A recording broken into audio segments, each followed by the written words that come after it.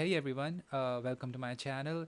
In this video, I'm going to give you a few insights into portrait drawings and the kind of mistakes that I see beginner artists makes when they really set out on the journey to make portraits. So the number one mistake that I see people making all the time is not spending enough time in the sketching phase. This has to be pointed out right off the bat. This has to be the first thing because everything else that comes after it is going to fall apart really, really soon if this is not in place. You still have some room for making errors when you're, I don't know, drawing a scenery, but with portraits, you have to nail that likeness. Even if you're not like 95% accurate, I think you should at least aim for like 90% because we're humans, we cannot make like the exact copy of whatever you were seeing, but at least you can be 90% accurate, right? And people are like so distracted, they've been listening to podcasts. Even myself, I used to do that, like listening to podcasts or music or whatever things you're listening to. Just don't do that, at least not in the sketching phase, because this is the time when you make such crucial decisions. Like, just think about it, this is the time when you're noticing all the angles that a line is making with the next one, or the shape of the form, or where the light is coming from. This has to be taken into account at this stage of the drawing. And I have to say, this stage is really unforgiving. Like, you may not notice it when you're doing it, but as you move on further in your drawings, you will notice, like, oh, I kind of put this eye in the wrong place. This should be a little bit towards the left. And you're gonna have a hard time fixing that later on. Because this stage, as I said before, can be unforgiving. You cannot just wing it and be casual. You can still afford to be casual in the first stage of like putting values like with an HB pencil, because it is really fixable. Like, you can take a kneadable eraser and fix that value, fix that part of the shape, part of the form which is receiving light. But yes, this stage, you have to be attentive when you're doing it and be really precise with each mark. And trust me, this is the hardest part of the drawing. Like, if you can just be totally present when you're doing this, you're gonna have that much of an easier time later on moving forward with your drawings. So the next big mistake that I see beginner artists making is spending too much time on a single area of the artwork.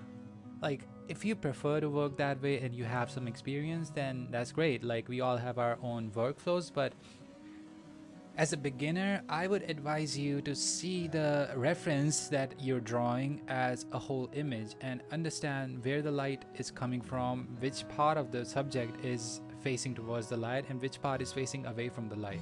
And really work on it as if it was a picture which was first out of focus and then it becomes sharp as more time goes on. So you can see me doing this right now. I'm not really finishing one part of the drawing right away. I'm just understanding, okay, this is the part which is facing away from the light, so this has a darker value compared to his left hand side.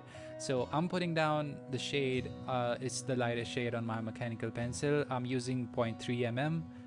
And notice how I'm not really committing right away to any of the drawings. I'm not really spending too much time. I'm not really focused on too much details. I'm trying to get a basic feel of each value so I have something to compare each value with. Even in these stages, I'm not really committing to each area. I am maybe putting down a hard edge where the form is ending, like the nose and the jawline, because I can really cover that up later on with charcoal or a 10B pencil. I don't really have to commit, and I don't really have to spend so much time on areas which I can fill on later. I just have to get a basic feel of the lighting conditions. And I do think it's better if you practice that instead of spending too much time on rendering just one part of the drawing. And just build that up, and then you can dissect that drawing into different parts, like focus on the eyes differently, and then you can pick apart the nose, and then you can focus on the lips, and then you can just add as much details as you want.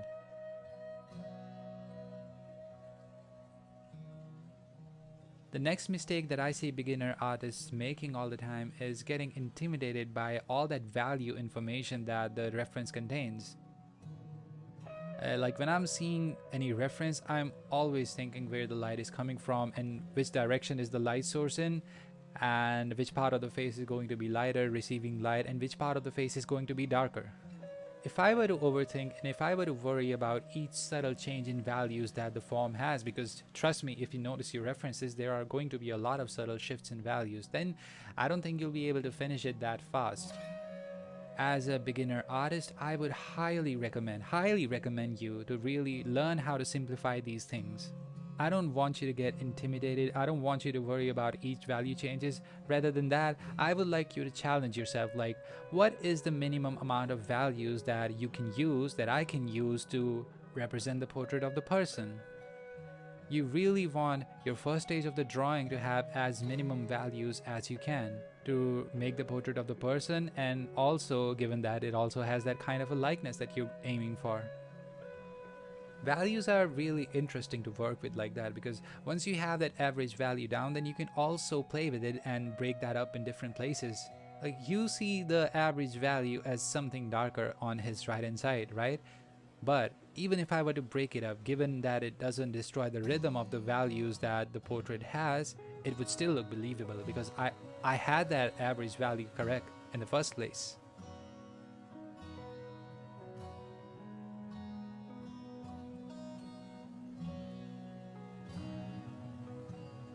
The next big mistake that I see beginner artists making all the time is not building up the values. It kind of ties up to the previous advice, but yeah, it's a big one.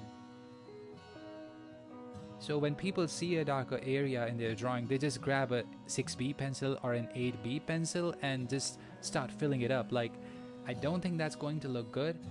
And understand that you're working with pencils, right? You have to build it up. You have to get a HB pencil or 2B pencil, then 4B, and then you can kind of add it up. Don't just grab the darkest shade of pencil that you can find and just jam it in there where you see the light is not coming, because that is not going to look good. Think of it as the output that you're going to make is going to be directly proportional to the amount of patience that you can have when you're drawing it.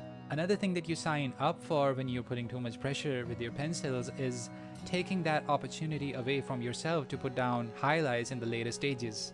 You can see me using a pencil eraser at this stage and taking away graphite just to put down the highlights, and this is really not possible if you've applied all the force in the world to put down a value.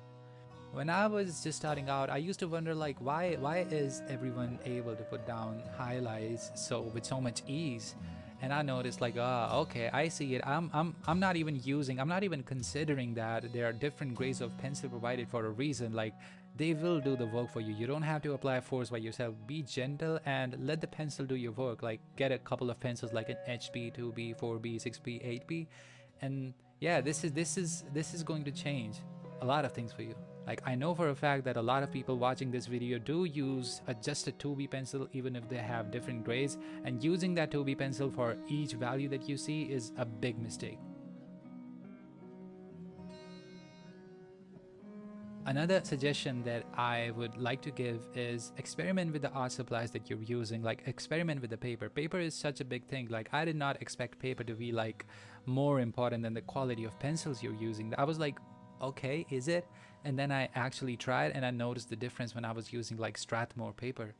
The drawings turned out so much different, and I would really like y'all to experiment with the kind of paper you're using and see how it reacts, see how much roughness it has, or how smooth it is, or how it reacts to different techniques that you use when you're drawing portraits. Like, get a blending stump, get a brush, get a piece of cotton, and see how it reacts to these different things when you're blending. See how smooth the paper is, see how rough the paper is, see how it reacts to charcoal even, because you have to experiment. If you're using a sketchbook and you've made a commitment like, okay, I'm going to make like 30 sketches in this, might as well experiment on the last page and see how it reacts to different things.